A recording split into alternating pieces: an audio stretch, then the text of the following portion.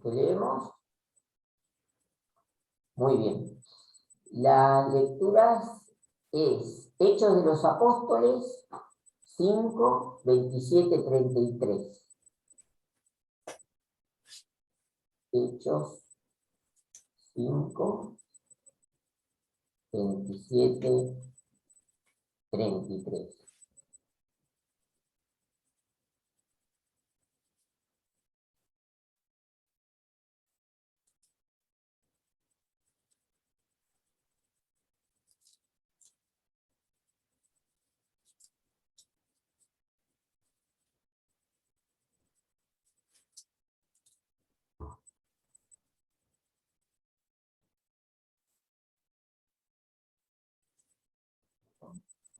¿Qué quiere que lea?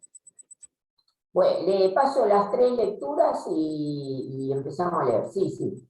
Después, el Salmo 33,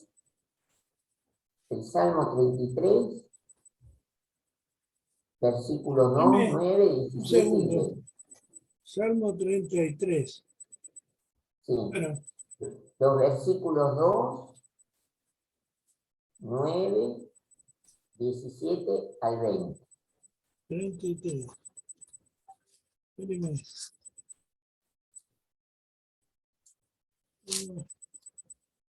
33.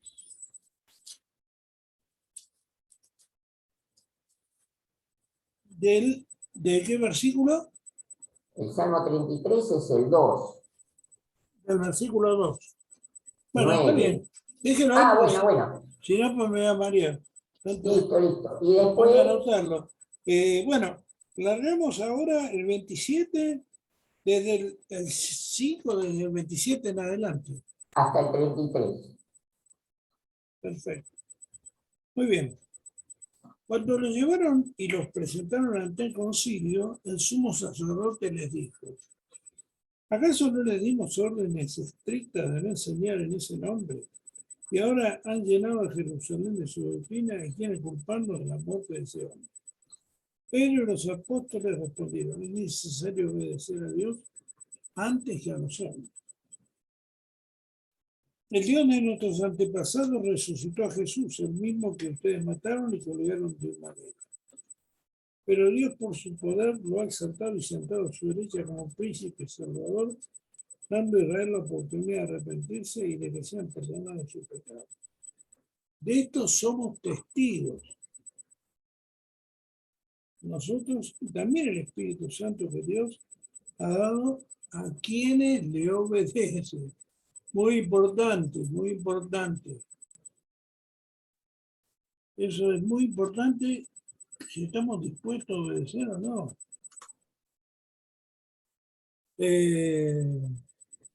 Muy bien.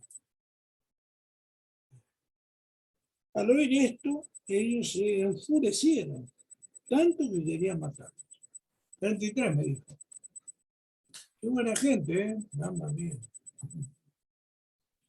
En fin. Sí, Claro, bien, ellos veían que se le venía abajo la iglesia, ¿no? claro. Bueno, adelante. Bueno, ahora vamos a leer el Salmo. Yo leo el Salmo, Alejandro. Ah, ¿leemos todos juntos? Claro, leemos todos juntos Espere, y después. espere un Ah, segundo que se está conectando Vidij. bueno,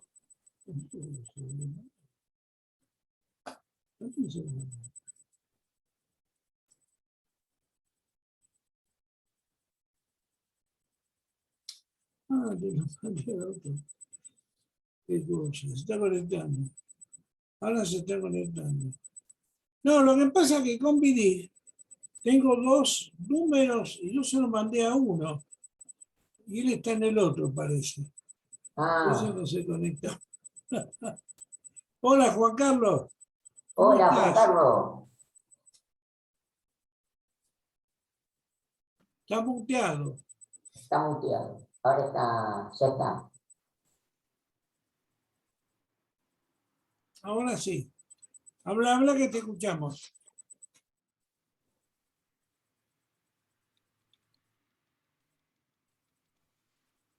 Te escuchamos. Habla. Hola, Juan Carlos. Hola, ¿cómo les va? Estaba Bien, querido, muteado. bien. Muy Bien, bien. bien. Lo que pasa es que yo te había mandado el link al otro teléfono. Tengo dos tuyos. Por eso Ah, no lo está bien, recibía. está Bueno, bien. Bueno, bueno, muy bien. muy Hoy, bien. hoy estamos compartiendo la palabra del día. No sé si vos la conocés. Bueno, se refieren a lo que dijo Juan Bautista sobre Jesús, la palabra del día de hoy. Sí, sí. Estamos en Hechos 5, 23, 33, el Salmo 33 y Sí, Juan 3, 31, 36. Sí, sí, sí, Ya correcto. leímos la parte de Pedro, donde Pedro dice que tiene que confesar a Cristo porque es lo más importante. Seguir a Dios y no a los hombres. Y casi lo quieren matar los judíos. Bueno, Claro. ahora viene Salmo. el Salmo. Yo leo el ¿No? Salmo 33, 9, 2, 9, 17 al 20. Del 2 al 9. El 2, el 9, Ah, son salteados. claro, son salteados. Perfecto. El 2 dice, aclamen al Señor con arpas, alábenlo al son de salterio y del decacordio. El 9 dice, el Señor habló y todo fue creado, el Señor ordenó y todo apareció. Y él, Yo tengo, bendeciré al Señor en todo tiempo. Su alabanza estará siempre en mis labios.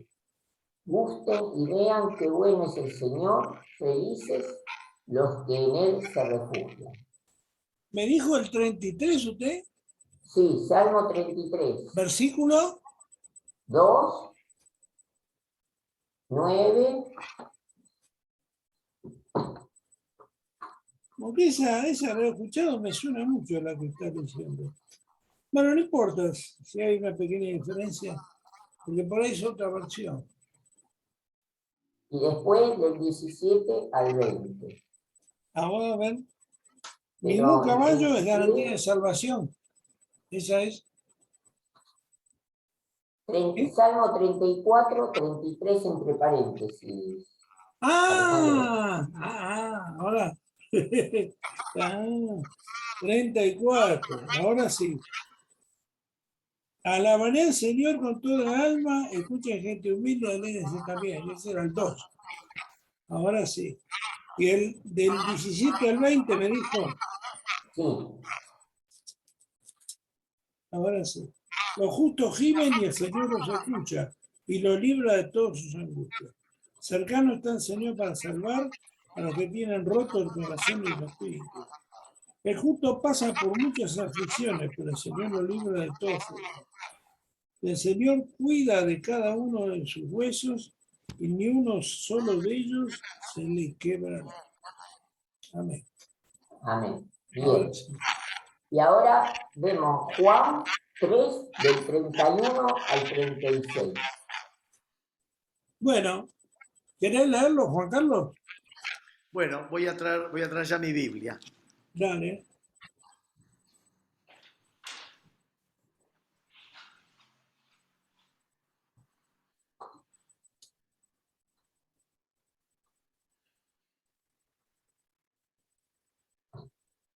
¿De cuál? ¿Del 31 o del 21? 31 al 36. Ah, sí, el que viene de arriba. Bueno, bueno, traje la Biblia que se lee en las misas, ¿no? En todas Bien. las de habla hispana, que es la que se llama el Libro del Pueblo de Dios. Esa es la que usa la Iglesia Católica en las celebraciones litúrgicas actualmente. Bueno, es Juan, ¿qué capítulo? Juan 3, 31 a 36. Juan 3, 31 al 36.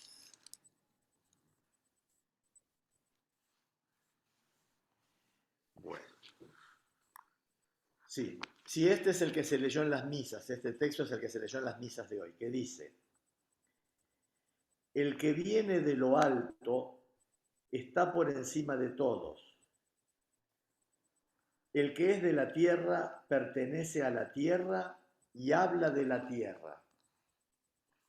El que vino del cielo da testimonio de lo que ha visto y oído, pero nadie recibe su testimonio. El que recibe su testimonio certifica que Dios es veraz. El que Dios envió dice las palabras de Dios, porque Dios le da el Espíritu sin medida. El Padre ama al Hijo y ha puesto todo en sus manos. El que cree en el Hijo tiene vida eterna. El que se niega a creer en el Hijo no verá la vida, sino que la ira de Dios pesa sobre él. Palabra Bien. del Señor. Amén. Gloria a ti, Señor. Gloria a ti, Señor. Muy bien.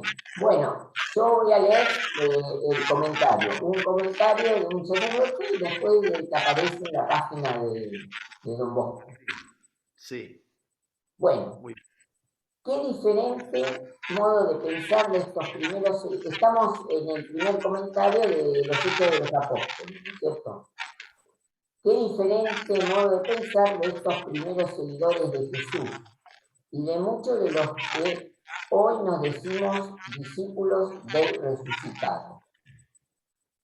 Para ellos, la palabra de Jesús era verdaderamente palabra de Dios, por lo que no se ponía ni en duda ni en discusión.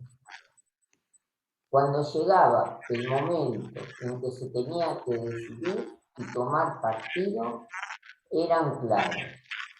Primero debemos obedecer a Dios y luego a los hombres, aunque esto les costara la vida. Hoy no solo se discute si es o no posible vivir los mandamientos o alguno de ellos, sino que por la manera de actuar para muchos, el Evangelio no pasa de ser otra opinión. Esto lógicamente hace que cuando se tiene que tomar partido o decidir entre los valores del Evangelio o los del mundo, la balanza se incline para el mundo. Producto de esto es toda injusticia que vivimos en nuestra sociedad.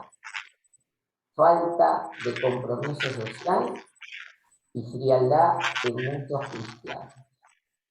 Es necesario pedirle al Espíritu Santo que vitalice en nosotros el celo por el Evangelio, que fortalezca nuestra voluntad para que como los apóstoles podamos hacer siempre la voluntad de Dios, aunque ésta no agrade a aquellos con los que convivimos. Amén. Amén. Esto es el comentario de Hechos de los Apóstoles. Y el comentario del Evangelio es interesante el binomio que utiliza San Juan en este pasaje. Fijemos, dice, el que cree en el Hijo de Dios tiene vida eterna. Pero el que es rebelde al Hijo de Dios no verá la vida. De manera que no basta con creer, sino que es necesario obedecer. Es esencial creer, pero esto es fundamentalmente un don de Dios, pues quien puede creer un hombre resucitó hace 2000 años y aún está vivo, si no es porque Dios lo atestigua en el corazón de cada uno. Sin embargo, obedecer es una respuesta libre de nuestra voluntad a la fe en el resucitado. Jesús nos probó que Dios, resucitando, probémosle que realmente creemos en su resurrección y en Él mismo, llevando una vida conforme al Evangelio. Y en una reflexión de la página de Don Bosco, dice: Juan nos narra de manera contundente cómo Cristo actúa en la historia, su vínculo de amor con el Padre. deja en claro que viene de lo alto, que es de Dios, no es de la tierra. Conoce a Dios, por eso lo testimonia. Por más rechazo que sea, seguirá siendo de Dios. Cristo es de Dios y dice sus palabras, porque Él es la palabra de Dios. Es su palabra en acción. Fiel al estilo de San Juan, será Él creer, lo que le permitirá al hombre participar de la vida eterna. Será creer que el Hijo viene del Padre, que Cristo es Dios hecho hombre. Amén. Amén. Amén. Bueno.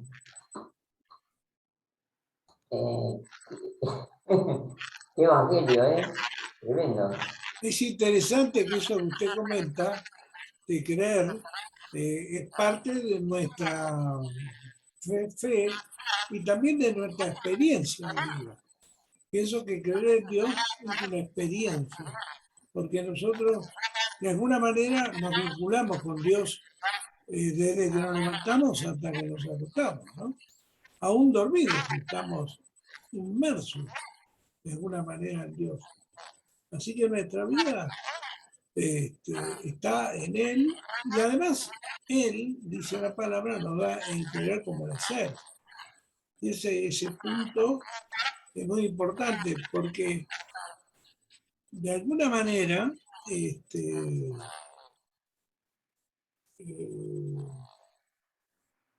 lo que pertenece a Dios está fuera de este mundo, inclusive fuera de nuestra vida, porque Dios es eterno. O sea, Dios está antes y después de nuestra existencia. Es tan grande Dios que nosotros no podemos llegar a intelectualmente a captarlo, ¿no? Una vez me decía Juan Carlos, comprender a Dios es como querer meter el océano en una botella, ¿no? Es una cosa así, en nuestra mente, imposible. Y por eso la fe nos acompaña en las 24 horas, pero por la gracia del Espíritu. El Espíritu es el que conoce todo nuestro entorno, nuestras situaciones, nos va guiando, nos va sosteniendo en nuestra debilidad, ¿no? Porque dice que busquemos primero el reino de Dios y todas las demás cosas vendrán por añadidura. O sea que si estamos en el reino de Dios, Dios sabe lo que nos tiene que dar pero ojo, las cosas no para nuestro capricho y nuestro gusto, sino para la gloria de Dios, ¿no? Eso es lo que hay que entender. Y por eso, qué locura el que se aparta de Dios, porque en realidad estar en el camino de Dios, por más que nos cueste, siempre va a ser mejor que la dificultad de este mundo sin Dios. En cualquiera de las formas, creamos o no creamos, va a haber dificultades. Pero estando en Dios siempre vamos a tener la cosa mucho más clara. Porque en última análisis Dios es nuestro Padre, nos va a cuidar, nos va a amar, nos va a proteger, ¿no? Y aún si nos pone en problemas, aunque parezca medio loco, es para nuestro bien eso. Ya sea en esta vida o en la eternidad, ¿no? En vez si estamos fuera de Dios, dice que la ira de Dios pesa sobre nosotros. Importante, ¿no? Importante que nos demos cuenta de eso, ¿no? Pero el mundo no, como el mundo no lo conoce, a Dios no le importa si la ira está o no está sobre ellos. Y no se da cuenta que el mundo ha banalizado las cosas más hermosas de la vida, ¿no? Ha banalizado, digamos, glorifica las pavadas y banaliza la verdadera gloria, ¿no? Porque tiene todos los valores exactamente al revés, ¿no? Porque Dios es la verdadera gloria de Dios, y esa gloria a nosotros nos da vida. Pero el mundo glorifica porquerías, ¿no? Por ahí un futbolista o por ahí qué sé yo, cuestiones puramente pasajeras, como dicen, mundanas, ¿no? Mundanas, que dan una importancia tremenda y a veces cosas terribles no le llevan el apunte o ocurren con total impunidad, como ahora, por ejemplo, la guerra, ¿no? Una cosa tan terrible como está ocurriendo la guerra ahora en el mundo. Y ahora como que nos estamos acostumbrando a la guerra, ¿no? Es tremendo, ¿no? Pero bueno, es así, el mundo sin Dios no va a encontrar nunca la, lo esencial, porque es como que no ve los pozos donde se mete el hombre. Se mete en cosas que lo terminan destruyendo. En medio siempre de alguna manera nos va sosteniendo y nos va llevando por el camino, ¿no? ¿Y vos qué opinás, Juan Carlos? Bueno, la situación del mundo nos interpela a nosotros. Nosotros estamos llamados a ser la levadura en medio del mundo, así que tenemos que trabajar para que el mensaje de Cristo siga brillando, siga llegando a todo el mundo. Y bueno, nuestra preocupación tiene que estar en eh, anunciar el Evangelio de la mano del Señor, de la mano de su iglesia, anunciar el mensaje salvador. Y bueno, y concentrar nuestras energías en eso. Acá casualmente en el Evangelio dice, el que es de la tierra es de la tierra, el que viene de lo alto, el hombre de la tierra habla de la tierra y el hombre que viene del cielo habla de las cosas celestiales. Yo sobre la primera lectura del libro de los Hechos, quería destacar un aspecto en el que Pedro dice, nosotros hemos sido testigos. ¿Eh? A ver, dice así. Sí, sí, sí.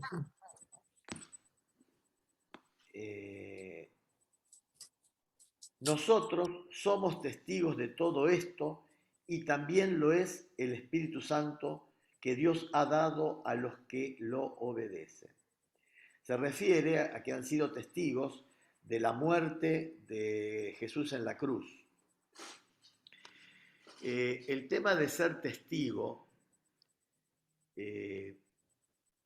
por ejemplo, nosotros vamos por la calle, ocurre un accidente, nosotros estamos en el entorno del accidente, hemos visto, hemos oído, y eso nos convierte en testigos de ese hecho y nos separa del resto que no han sido testigos. El ser testigo separa a aquellos que han presenciado. Y acá se ve claramente donde Pedro dice, nosotros hemos sido testigos. ¿Eh? Por eso de lo que hablan, hablan con esa seguridad y con esa certeza. En estas palabras de Pedro se puede ver el primer mensaje cristiano. Lo primero que anuncian los apóstoles se conoce con el nombre de querigma. El querigma tiene básicamente el mismo formato. Esto está en varios discursos de Pedro, de Pablo y hay algún otro pasaje de algún evangelio, ¿no? Hay como 7 pasajes que revelan el querigma. ¿Y qué es qué formato tiene el querigma? Se mencionan algunos hechos de la vida de Jesús, después se menciona algo de las escrituras y después se interpela a quien lo está escuchando. O sea, frente a lo que se acaba de anunciar, algo hay que hacer. Acá los sumos sacerdotes quedan interpelados porque si al que han ajusticiado ha sido enviado por Dios, por eso, siempre que se enuncia el querigma, están los que adhieren y creen o los que rechazan y atacan y se enfurecen contra los que anuncian. Por eso, digamos, el primer el primer anuncio del Evangelio está formulado de este modo. Cristo vino, murió por nuestros pecados, vino enviado por Dios y vino para rescatar a su pueblo, principalmente Israel. Y frente a este hecho, quien escucha no puede quedar indiferente. Debe o adherir o, al menos sin rechazar, querer averiguar algo más, o el que rechaza. Esto presentado, por ejemplo, por San Pablo en las iglesias, en las sinagogas que visitaba, generalmente terminaba con unos poquitos, en el mejor de los casos, que adherían y lo seguían, y el grueso que los apedreaba.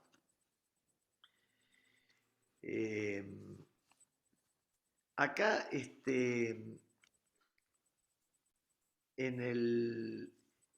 un poquito antes del Evangelio que leímos, unos versículos antes, porque nosotros comenzamos a leer el 31, ¿no? El que viene de lo alto.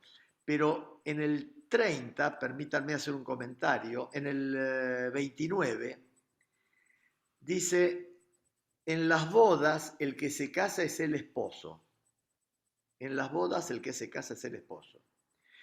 Pero el amigo del esposo que está allí y lo escucha, se llena de alegría al oír su voz. Por eso mi gozo es ahora perfecto. ¿Dónde estás leyendo? Perdón. Sí. ¿Dónde estás leyendo? Yo estoy leyendo... ¿Capítulo?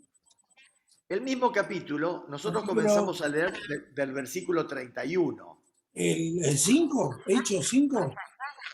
No, estamos hablando en el Evangelio ahora, en el Evangelio. Ah, de Juan. El Evangelio de Juan, Juan. Unos versículos antes, Juan va a decir... Juan, ¿qué capítulo, qué versículo? Yo me corrí. Juan 3, 29. Juan 3, 29. El amigo del esposo, sí, el que viene de arriba, correcto. Claro. Y en las bodas, el que se casa es el esposo. Pero el amigo del esposo que está allí lo escucha, se llena de alegría al oír su voz. De este modo establece un poco la relación de Juan el Bautista con Jesús y con Dios, ¿no? Él es el amigo del esposo. Esta figura de alianza es una figura, alguna vez lo hemos dicho, la figura de la alianza es una figura muy, pero muy fuerte, porque dijimos que los que llegan a la alianza sin ser familia, luego de celebrar la alianza, salen siendo familia, salen con otra naturaleza. Jesucristo en la última cena dice que esta es la sangre de la nueva alianza. Por eso en la última cena hay una, como toda alianza, es eterna, alianza, digamos, establecida entre Dios y su pueblo, o también entre los hombres en una boda, y también la de filiación. Habíamos dicho que entre los hombres, cuando se adopta un hijo, antes de la adopción son dos seres, luego de la adopción son padre e hijo. Lo mismo el varón y la mujer, son dos personas solteras, se casan y salen como familia. Luego, en la alianza que establece Yahvé en el Sinaí con el pueblo judío a través de Moisés, ahí se sella la alianza de Yahvé con su pueblo, de Dios con su pueblo. Ahí adquiere al pueblo de Israel como pueblo suyo. Y lo mismo va a pasar en la alianza que va a sellar Jesucristo en la última cena. Por eso la última cena tiene una significación muy profunda, extremadamente profunda. Así como Moisés selló la alianza en el Sinaí y la formalizó rociando la sangre de la víctima que se sacrificó sobre el pueblo, también Jesucristo va a sellar esa alianza y Él va a decir que la va a sellar con su sangre. Fíjense el paralelismo que hay entre la alianza de Yahvé y el pueblo de Israel y la alianza que celebra nuestro Señor con su nuevo pueblo, con el pueblo que Él adquiere con su sangre. Esta alianza es eterna, ya es por ser alianza, y Jesús lo ratifica, esta alianza nueva y eterna. Por esa alianza somos salvados y pasamos a ser hijos de Dios. Nosotros que llegamos a esa Santa Cena, llegamos siendo personas comunes, terminamos luego de la Santa Cena siendo hijos de Dios, porque Jesús restablece el vínculo que se había roto por el pecado original y nos salva. Bueno, entonces habíamos dicho, esa alianza de el Señor con su pueblo también le da formato de boda, que también es una alianza, que es eterna, es para siempre, y tiene toda la trascendencia de un compromiso. La diferencia de la alianza con el contrato es que el contrato es eterno. La alianza es eterna, y la alianza modifica, como dijimos, el estado original de los contrayentes, ¿no? En este caso, digamos, del pueblo. Es muy linda la imagen de Jesús como esposo. Para nosotros, la iglesia es, entre las muchas imágenes que tenemos, es la esposa del Señor. Por eso lo sirve, lo asiste y se siente unida al Señor por el vínculo esponsal, por el vínculo, digamos, similar al matrimonial. Y esto le da una situación de especial amor. Y por eso decimos también que la iglesia es el cuerpo de Cristo. Por eso San Pablo va a decir, amen a sus esposas como Cristo amó a su iglesia. Bueno, eso quería comentar. Disculpen que siempre pueda haber alguna referencia a la última cena, pero lo que pasa es que la última cena, en la última cena está, digamos, la raíz, digamos, sacramental de la iglesia que fundó Cristo, ¿no es cierto? Sí, está el pacto eterno con Dios, ¿no? Claro, y toda la fuente de lo que ella dimana.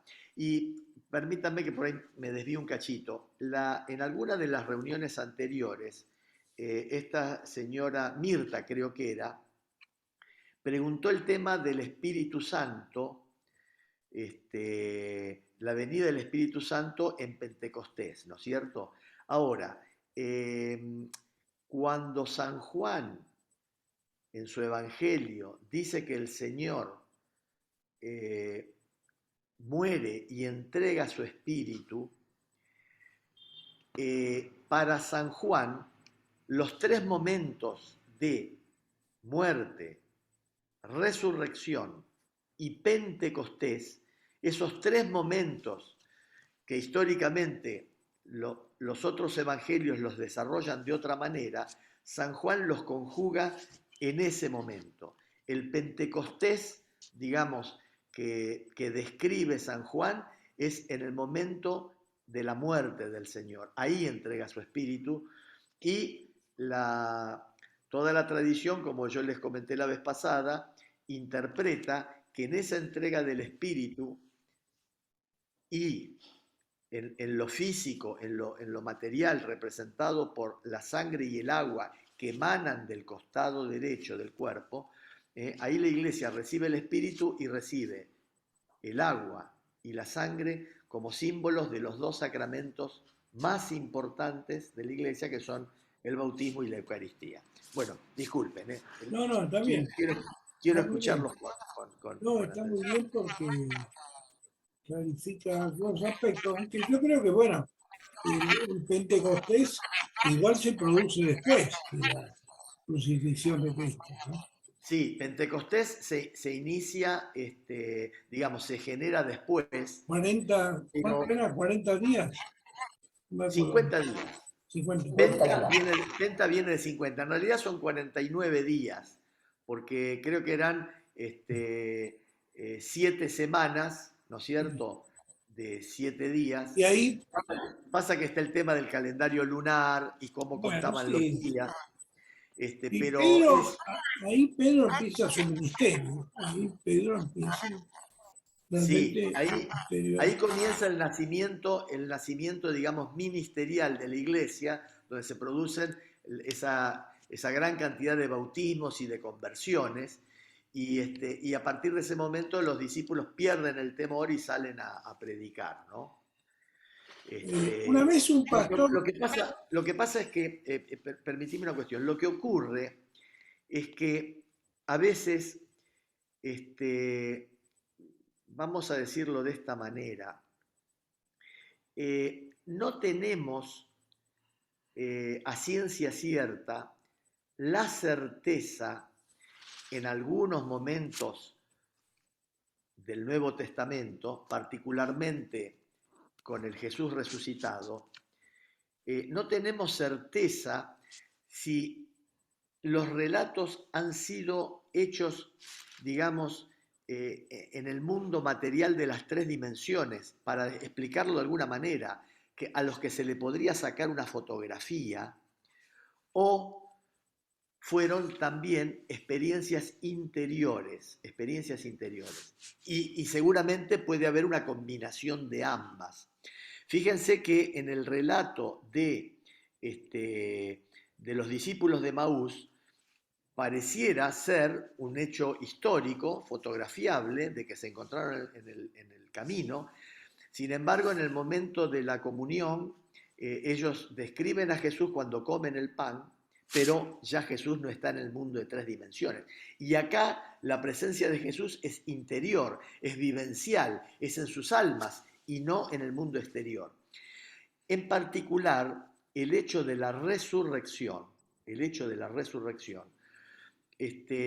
los discípulos lo explican, digamos, usando dos imágenes que de algún modo se complementan, pero vuelve a aparecer aquí el tema de si era un hecho en el mundo de las 3 dimensiones o era un hecho vivencial. Tenemos la seguridad de que era de ambos, pero no sabemos bien cuándo en cada caso, porque la resurrección es presentada de 2 maneras, como el paso de la vida, de la muerte a la vida, el paso de la muerte a la vida, y también es presentada como la glorificación, como el ascenso del Señor a su gloria. Entonces tenemos una dimensión, sería, digamos, horizontal, por decirlo así, pasar de la muerte a la vida, la resurrección, o pasar a la glorificación, que es el abajo arriba, el ir de abajo hacia arriba, donde está Dios Padre, está digamos, el mundo celestial. Y en verdad la resurrección implica esas dos situaciones. Y el Nuevo Testamento nos relata las dos. Nos describe el momento de la ascensión y nos describe la presencia del resucitado en medio de ellos. Se les aparece con las puertas cerradas, se les aparece cuando están pescando, se les aparece cuando van camino de Maús. Entonces, a ver, yo les diría, si alguien de nosotros tiene una experiencia interior muy profunda donde lo visualiza, lo ve o lo escucha al Señor en su interior y el Señor le dice algo y ese que ha vivido esa experiencia lo cuenta y dice, me encontré con el Señor, estuve con el Señor. Y entonces, ¿qué pasa? En nuestro caso, no hay dudas de que el Cristo histórico no es, porque ese, como hombre, como verdadero hombre, nació y murió. Entonces va a ser el Cristo, digamos, resucitado. Pero cuando son los apóstoles que han tenido una experiencia con el Cristo histórico, el Cristo de carne y hueso, el Cristo humano, Allí entonces la cosa cambia porque seguramente al resucitado se les ha aparecido de forma corpórea y vuelvo a usar la imagen que a mí me gusta porque divide aguas, fotografiable, y también se les debe haber aparecido en la intimidad de sus corazones y de sus almas. Cuando cada apóstol dice que se le apareció de un modo o del otro, bueno, no es tan sencillo, pero esto nos puede pasar con varios pasajes, digamos, del Nuevo Testamento. Bueno, ese pequeño comentario nada más. Bueno, a propósito de eso, te voy a contar lo último de decir de la aparición de Cristo. Yo me acuerdo que cuando volví a acercarme a Dios, la primera reunión que hubo en la casa de un hermano que yo no conocía, era la primera vez que iba, en realidad no me habían invitado a mí, habían invitado a un amigo, y yo, de curioso, fui. Me gustó la invitación, le dije que quería ir, me recibieron con gusto. Fuimos los dos, mi amigo y yo. Ese día yo siento en mi interior, sin voz audible, pero sí en mi espíritu, de que el Señor me había tocado. Un sentir sin palabras, sin una lógica. Es como que yo sentí una llama encendida en mi interior. Y ahí creo que ahí sentí la presencia divina. Cada uno, hay gente que lo vio, dice que lo vio visualmente, que le habló, yo no tuve en ese nivel, pero sí, en esto soy testigo. Y al mismo tiempo, bueno, después las experiencias de vida me demostraron que Dios me estaba acompañando. A propósito de la palabra testigo, me gustaría comentar algo más. El pastor Luis Leal, que ahora ya no está con nosotros, que se fue a Córdoba, nos decía, tiene un muchacho que fue piloto de la Armada, que tuvo una experiencia. ¿Vos te acordás cuando los terroristas volaron un edificio de la Armada y murieron muchos personal de la fuerza? ¿No te acordás de eso hace muchos años? ¿Cuál edificio? ¿En qué país? La Fuerza Aérea que está en la Avenida de los Inmigrantes. Los terroristas argentinos. Sí, ¿te acordás de eso? Hace mucho. Yo me acuerdo de una bomba en la Policía Federal. Claro, en la calle Moreno. Sí, pero esta es una que le pusieron a la gente de la Armada. Bueno, él explicó después, ahora muy largo, después otro día por ahí hablamos. Pero él se salvó de milagro y ahí empezó a cambiar su vida y su visión de la cosa. Terminó siendo pastor este muchacho y había tenido un cargo bastante alto en la fuerza, ¿no? ¿En cuál? Decía, ¿en la Armada? ¿En la Armada había tenido un alto grado? Yo dije Armada, bueno, creo que él era de aeronáutica, me parece. Fuerza Aérea. ¿Cómo? Fuerza Aérea. Sí, de la aérea. Bueno, el tema es este, que él comentaba que testigo es sinónimo de mártir. Fíjate vos qué interesante. Vos me hablabas de los testigos. Porque en realidad esos testigos de Cristo terminaron siendo mártires que murieron por la obra del Señor. Claro. Lamentablemente, pero por la oscuridad de las mentes de los hombres, ¿no? Porque Cristo murió una vez y para siempre, pero los pobres mártires padecieron las consecuencias de ser testigos, ¿no? Y bueno, hoy también somos testigos. Hoy en día hay también mártires en todo el mundo. por Claro. distintos motivos, lamentablemente.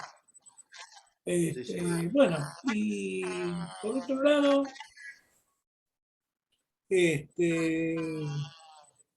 creo que sí, realmente el Espíritu Santo,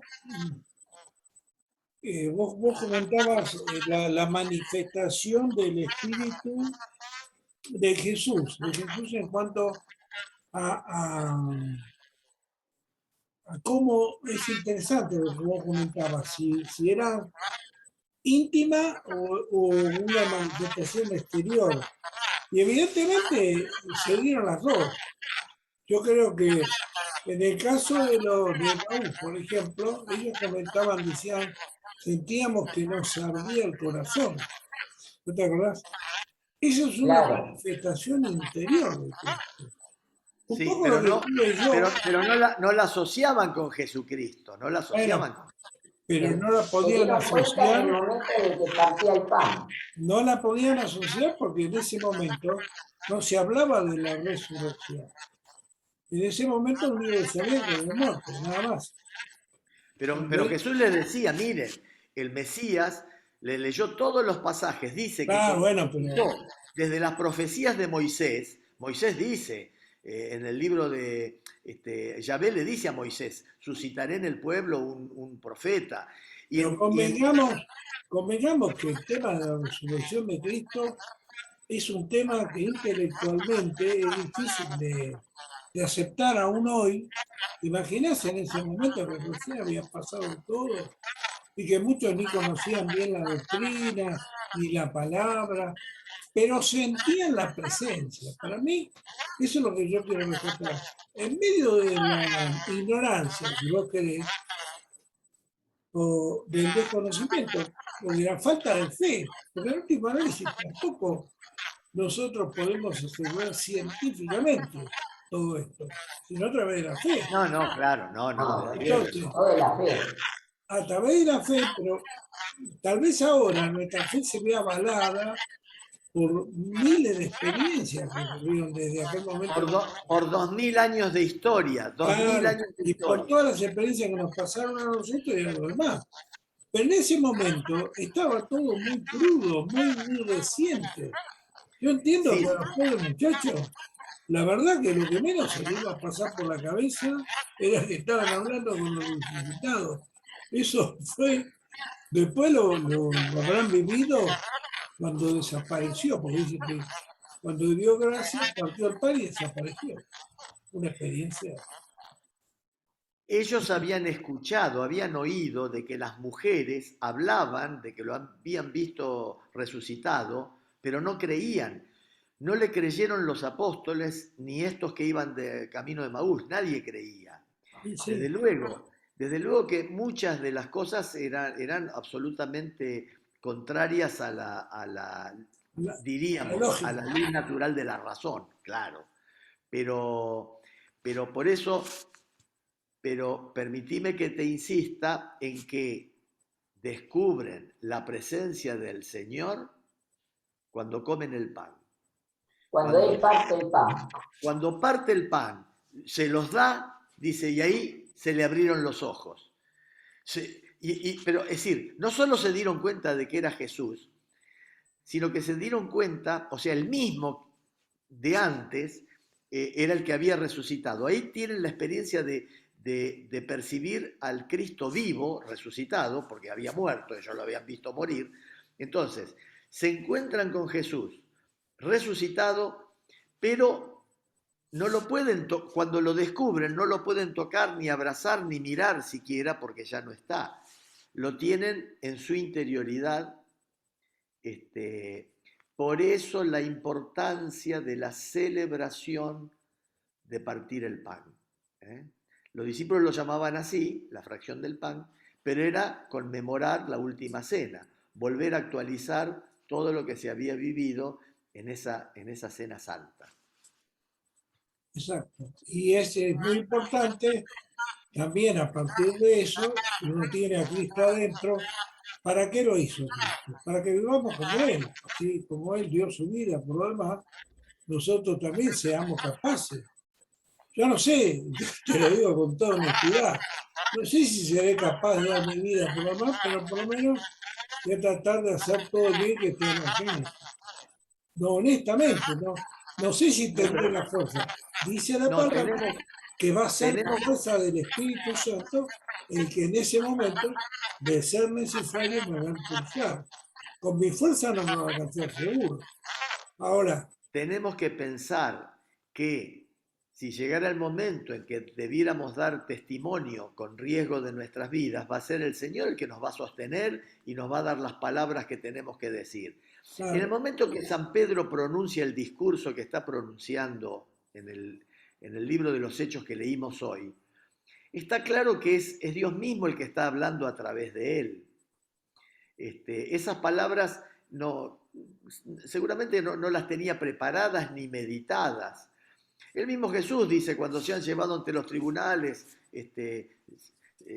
no piensen tanto qué van a decir, porque les será dicho desde arriba lo que tengan que decir. bueno, Y ojo que nosotros, Pedro conocía igual mucho las escrituras. En aquellos días venían desde muy chicos enseñando las escrituras a todos. No es que eran ignorantes, por no, más que eran, pero Pedro era muy rústico. pero Sí, por era más un que eran pescador. rústicos y Era un no pescador que tenían Biblia, no sabía nada. la Y no tradición solo eso, oral, los padres a los hijos les pasaban las enseñanzas por tradición oral. Y me imagino que en sí, 3 años, estando al lado de Jesús, habrá aprendido muchas cosas.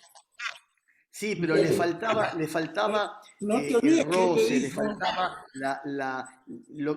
digamos, el trato, digamos, con lo celestial, mamado, digamos, desde la cuna, y seguía siendo un hombre rústico, seguía siendo un hombre torpe. pero Tanto no es te así olvides que que el pero mismo Pedro fue el que, El Evangelio dice que los fariseos, los del Sanedrín, se asombran de cómo habla, lo que dice, la bueno, seguridad con la que habla, la seguridad con la que habla. bueno, Tener la seguridad para hablar frente a esas autoridades, fíjate que lo habían condenado a Jesús, que poco antes de Pentecostés, Pedro estaba como un pichicho con el rabo entre las piernas.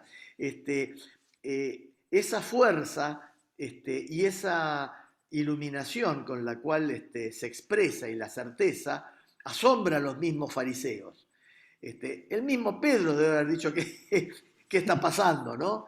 Él estaba indudablemente dotado de una fuerza muy interior que venía de lo alto. eh, Este, pero, bueno, justamente lo que yo quería comentarte que Pedro fue el que dijo, a quién iremos, pues tú tienes palabra de vida. O sea que sí, sí, seguramente Cristo sí, le habrá aclarado y le habrá abierto la mente en muchas cosas.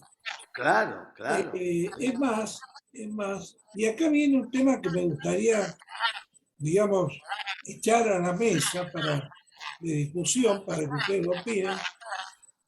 Esto de la revelación de Dios, ¿de quién depende? ¿De nosotros totalmente o de Dios totalmente o es un 50-50? ¿Cómo es?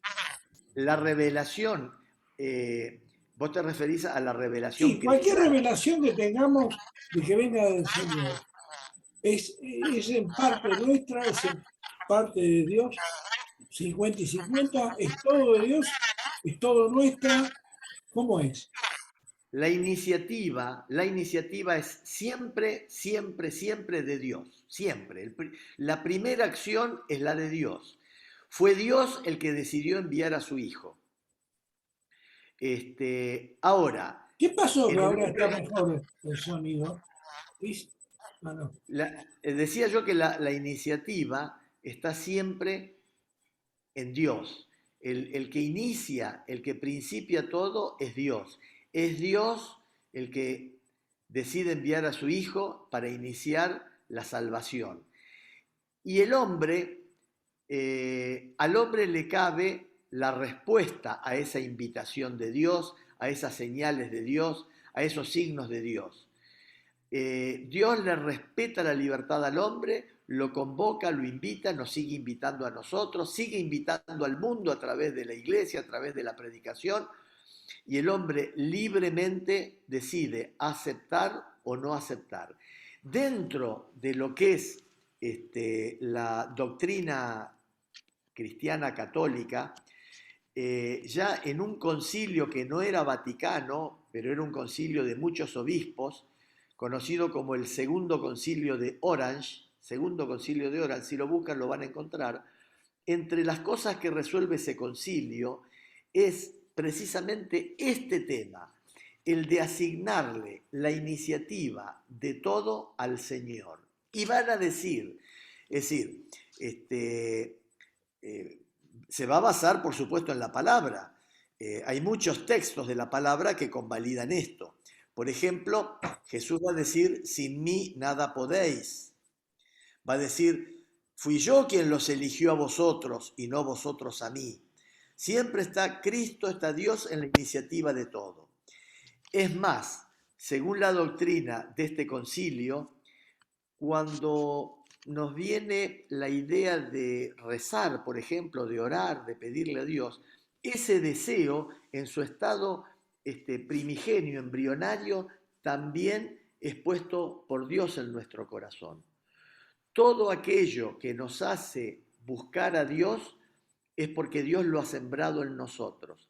San Agustín va a decir que el Señor puso en nuestro ser, como estamos hechos a imagen y semejanza de Dios, pero puso en nuestro ser un deseo permanente, perpetuo de buscar a Dios, de buscarlo, de encontrarlo y de seguirlo. Entonces, esto es lo que desde el punto de vista de la doctrina católica. Por eso es que la iglesia nuestra iglesia, tiene una organización monárquica, no es deliberativa, no es democrática. Es teocracia. Claro, pero es que además, siempre en la historia del pueblo de Dios ha sido así. Fue Dios el que por su propia libertad creó el mundo, fue Dios el que creó al ser humano, decidió darle libertad, le dio una libertad que precisamente, tal vez si el pecado es todo malo, tal vez tenga una chispa de positividad en que vemos que en la posibilidad de pecar podemos descubrir que somos libres. Estamos mal usando la libertad, pero para poder pecar tenemos que ser libres. Si no, no habría pecado. Tiene que haber la posibilidad de elegir, de optar entre el bien y el mal. Luego, como dijimos, es Jesús quien elige a sus discípulos, a sus apóstoles. Y es siempre Dios el que va, digamos, suscitando, eligiendo y moviendo su espíritu. Cuando nosotros, esto, digamos, dentro de lo que es la doctrina católica, cuando nosotros anunciamos, predicamos, hablamos del Señor, en realidad, si la persona a la que le hablamos, el mensaje le llega, es porque es Dios el que le está llegando por nuestro intermedio.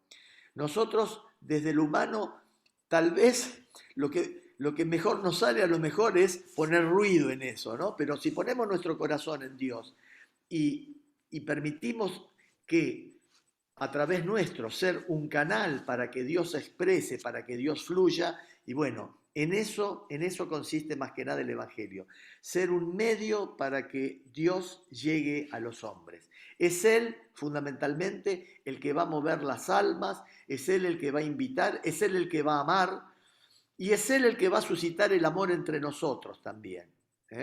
El amor entre los humanos es un reflejo del amor de Dios por los hombres. Así que bueno, eso digamos brevemente en lo que es la doctrina nuestra. En el centro... Yo pienso lo mismo, básicamente. Todo lo divino pertenece a Dios, todo lo divino. Porque precisamente nosotros somos humanos. Y si bien Dios puede tocarnos, es como que hay un vídeo, ¿no? Algo que nos separa para poder ver toda la gloria, ¿no? No estamos todavía en este mundo. Ahora, si la señal que Dios nos da, nosotros la recibimos, la atesoramos y la profundizamos, yo creo que Dios nos va a dar más señales. Claro, Pero claro. si nosotros la rechazamos, Dios no nos va a dar más señales.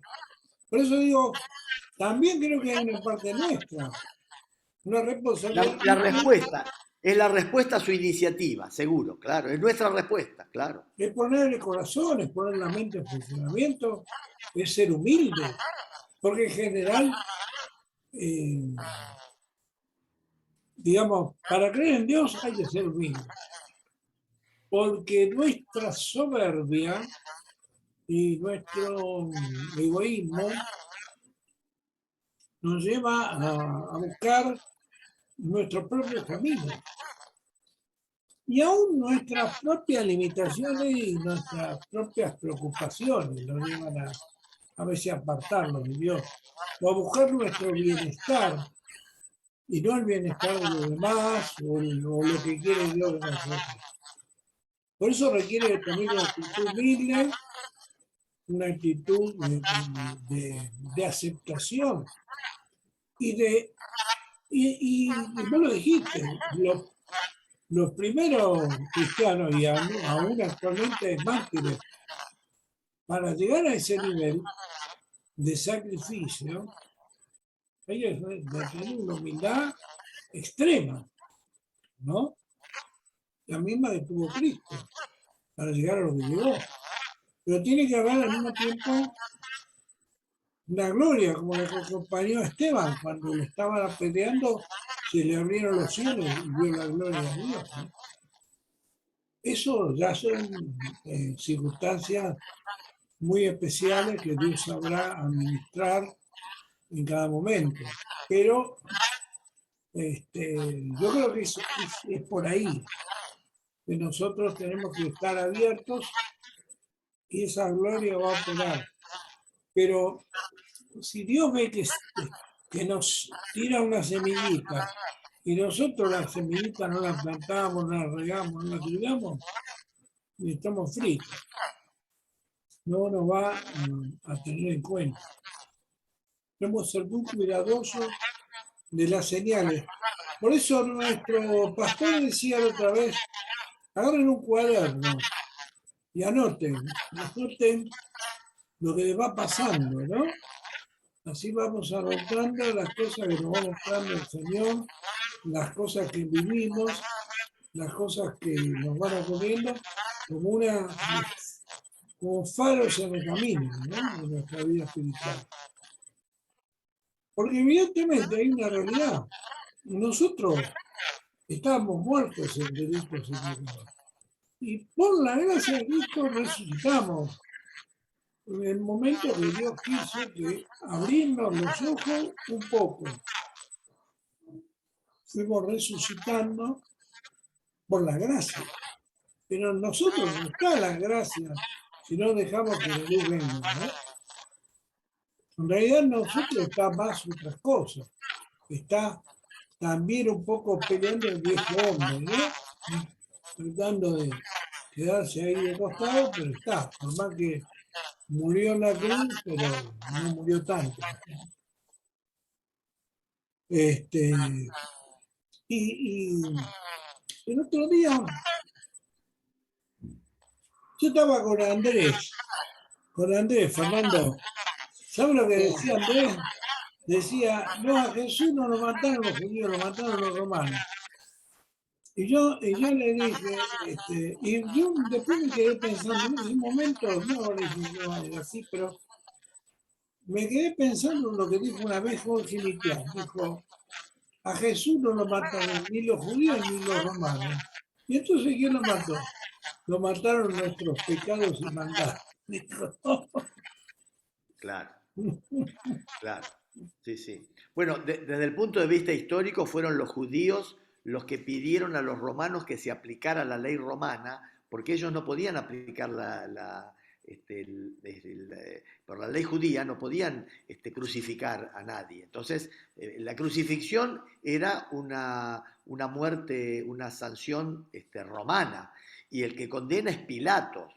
Pilatos condena. Por eso, y el pueblo le pide a Pilatos que condene. Son los judíos que piden eso. Ahora, pero desde el punto de vista, digamos, espiritual, hemos sido, claro, somos nosotros con nuestros pecados los que le pusimos la cruz al Señor. Claro, es cierto, es eso. La verdad que esa frase a mí me cambió muchas ópticas de lo que es la fe, el camino de Dios, ¿no? Y uno a partir de ahí empieza a mirarse a sí mismo, más que mirar a los demás o mirar mi propia conducta, mi propia vida, ¿no? Claro.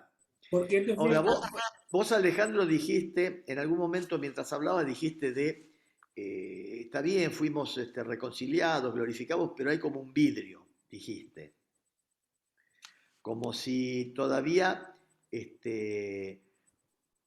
digamos, hubiera distancia con, bueno, con pero Dios. quiero aclarar una cosa, ya que tocaste el tema. Ese vidrio, es más, lo dice, no lo digo yo, lo dice Pablo, porque la eternidad y la divinidad no se condicen mucho con este cuerpo que fenece, porque es de una gloria de orden superior. No estamos, para mí no estamos preparados para captarla totalmente. Es más, Jesús decía, no puedo contarles todas las cosas porque no las podrían soportar. A eso me refiero yo. Hay un nivel humano y hay otro nivel espiritual. Yo digo, lo espiritual engloba todo lo material. Nosotros estamos dentro de lo material, pero lo espiritual engloba todo. Y nuestra mente, imagínate que Dios supera la barrera de la muerte. Una cosa que... Y para Dios no hay muerte. Para Dios están todos vivos. La verdad que es una cosa que está en un punto resulta hasta un poco espeluznante. Uno se pone a pensar y dice, pero que están todos vivos. Y para Dios no hay muerte. Eso lo dice taxativamente en la palabra. Claramente lo dice. Entonces, ¿cómo vamos bueno, a poner? es que para Dios no hay tiempo. Exacto, Y, pero te iba a decir, el pasado, el presente y el futuro no existen para Dios. Bueno, y curiosamente, muchas verdades dogmáticas que en el pasado eran cuestionadas desde la lógica, desde la racionalidad, a partir de que Einstein enunció la teoría de la relatividad y esta situación de pasado, presente y futuro, desde el punto de vista científico, quedó en situación de relatividad. Esto viene a ratificar muchas de las verdades dogmáticas. O sea, en última instancia, el tiempo es para el humano, pero el tiempo en sí no tiene una existencia, digamos, más allá de la experiencia humana. Lo mismo, Einstein también va a decir, dijo algunas cosas interesantes. Él decía, por ejemplo, la oscuridad no tiene esencia, no existe la oscuridad. Lo que es la oscuridad es la falta de luz, pero lo que existe es la luz, no la oscuridad. No tiene ser la oscuridad. Y esto él lo aplicaba a Dios, y él decía que el mal, tampoco el mal tenía una entidad, desde el punto de vista de él, esto es un poco cuestionable, pero él decía, el mal es la ausencia de Dios. Si está Dios, no hay mal. Haciendo una analogía entre la luz y lo demás. De todos modos, nosotros sabemos que el mal, digamos, tiene una realidad bíblica y son ángeles que se han apartado de Dios y tienen la potencialidad. También es algo incomprensible. Yo a veces me pongo a pensar un poco en la existencia del mal y no logro entenderlo del todo, porque dicen que Satanás era el ángel preferido de Dios y que por su soberbia cayó, pero que era un ángel perfecto, ¿no? Realmente es inentendible que estando en ese nivel haya caído, ¿no? Pero por otro lado, pienso humildemente que por ahí eh, es como la fuerza para arriba y otra para abajo, como una gravedad, como que establecen algo que en definitiva lo que hace es ayudarnos a fortalecernos espiritualmente, aunque parezca mentira. Ese mal tal vez sirva para fortalecernos espiritualmente, ¿no? Bueno, San Agustín dijo, ese pecado original nos valió recibir al Redentor. Es decir, gracias a ese pecado hemos recibido el maravilloso beneficio de la venida de Cristo al mundo y de su presencia y de su acción y de toda y de todo su plan de salvación. Entonces, él, digamos, ve como al hecho Cristo como la coronación beneficiosa en beneficio del hombre de ese pecado. Había un pastor, llamaba Iván Baker, que ya falleció, que decía que el enemigo era como una especie de sirviente de Dios. Era de alguna manera. Porque el enemigo no puede hacer nada si Dios no quiere. Y Claro. entonces lo tenía. Bueno, yo en una oportunidad estuve con un señor que era licenciado en Y teología. me acordé de algo muy cortito. En la Sí, Biblia, Pablo dice en un lado que algunos fueron, él como que los mandó, los puso al enemigo para que se salven. Como, no me acuerdo bien cómo dice, pero para que se salven como por fuego. ¿Vos te acordás de esto? Que habla en parte de la Biblia. ¿A qué le gusta? no, a mí lo que me viene a la memoria de lo que decís es el libro de Job, donde en el libro de Job está, es decir, el mismo demonio le dice, viste, tu hijo, Dios le dice, mi hijo, Job, es bueno, es santo, es virtuoso, y el demonio le dice, bueno, dice, pero claro, le diste de todo, tiene riqueza, tiene ganado, tiene tierra, tiene familia hermosa, todos lo quieren, dice, pero mandale un poco alguna contrariedad a ver qué pasa. La contrariedad le viene a través del demonio, que Dios le da permiso para que el demonio baje a la tierra y le produzca toda clase de desgracias. No le fue. ¿Te acordás de eso? La Ah, verdad bueno, que no lo envidio. entonces el relato es interesante. ¿Por qué? Porque viene el demonio y la escena vuelve a la tierra y resulta que está Job en un banquete y viene uno de los sirvientes y le dice, en el norte han matado a tu hijo y se han robado todo y qué sé yo, y no termina de hablar eso y viene otro sirviente, otro ayudante que le dice que le ha pasado lo mismo en otro lugar. Bueno, de repente pierde toda la riqueza, pierde toda la familia, pierde todo, Job. Queda, La esposa y la vida. sí, claro, queda con la esposa y la vida. Y le agarra Y una entonces sarna. Y cuando aparte le vuelve, agarra una sarna que se tenía que arrancar con un ladrillo. claro, bueno, por eso, ¿viste? Bueno, y escúchame, y después cuando vuelve el demonio, Dios le dice, porque él no pierde la fe, Job. Y Dios le dice, viste que le sacamos todo y Realmente quisiste arruinarlo. dice, pero no lo tocaste a él, y ahí le manda la lepra. Bueno, pero digamos, fíjate cómo Dios, el demonio sirve a los planes de Dios, en el caso de Job. Y también se dice en la teología que Dios escribe derecho En en renglones renglones torcidos. torcidos, en renglones torcidos. ¿Cómo? Dios Dios se vale muchas veces de nuestros defectos, de nuestras debilidades, de nuestras miserias, para obrar cosas buenas. Esta Escribe imagen derecho, ¿cómo? En escribe renglones torcidos. en renglones torcidos, que somos nosotros, él escribe derecho, escribe bien, a pesar de que los renglones son torcidos.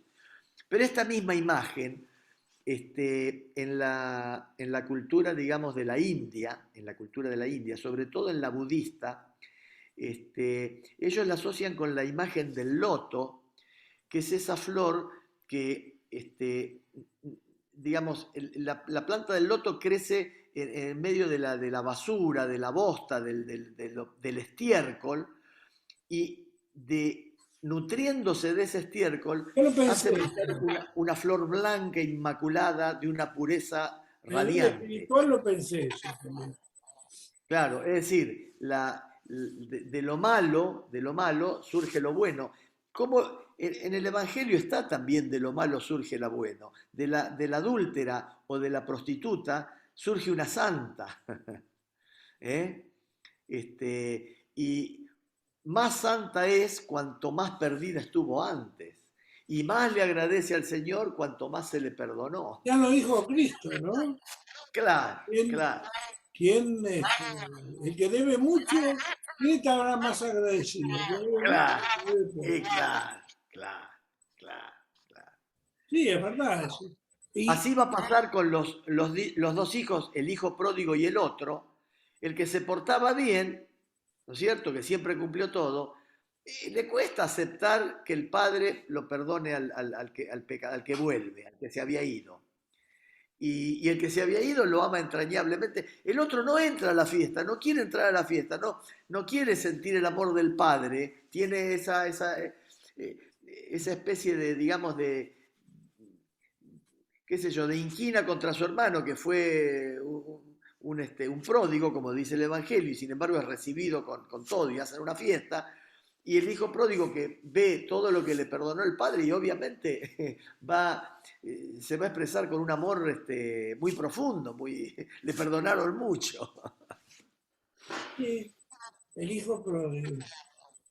Y de alguna manera todos fuimos un poco hijos pródigos. Y a veces también, yo entiendo que el otro hijo, él le dijo en una parte, yo me he portado bien todos estos años y nunca ni un cabrito. O sea, entiendo la visión de los dos. La del hijo que se quedó, pero que el hijo que se quedó tal vez es como que se sometió mucho al padre, pero fue descuidando una cosa muy importante, que es el amor. Claro, Es interesante tal vez rescatar esto, que en la vida de relación hay que tratar de rescatar, también no estamos preparados ni enseñados, ¿no? Para rescatar el amor de los demás, el amor de uno por otro. O sea, darnos cuenta si realmente somos capaces de amar a los que nos rodean, por ahí por obediencia o porque nos resulta más cómodo, nos quedamos ahí medio postergados, tragando venenos. claro. ¿Te cuenta? Alejandro, discúlpame, ya estamos en las 9 de la noche. Yo Son tengo las que- 9, sí. Son las 9, podemos... Así que bueno, Es la hora de cerrar la nos reunión. marchamos. Por Bueno, favor. muchas gracias, Juan Carlos. Muy buena la reunión. Buenas noches y hasta Gracias a la ustedes. próxima, hasta el No, jueves que viene. ahora sí, Gracias a podríamos ustedes. comprometer a vos para que el jueves traigas algo de lo que vos te guste. ¿A quién, Fernando? No, yo hoy, no, usted hoy. En la próxima usted, Juan Carlos. En la próxima quieren que yo traiga un tema. Claro, Claro, después sí. sigo yo y así. Lo que vos quieras. Puede ser lo del día, puede ser otra cosa, puede Bueno. ser lo que vos, Muy lo que el bien. Espíritu Santo te muestre.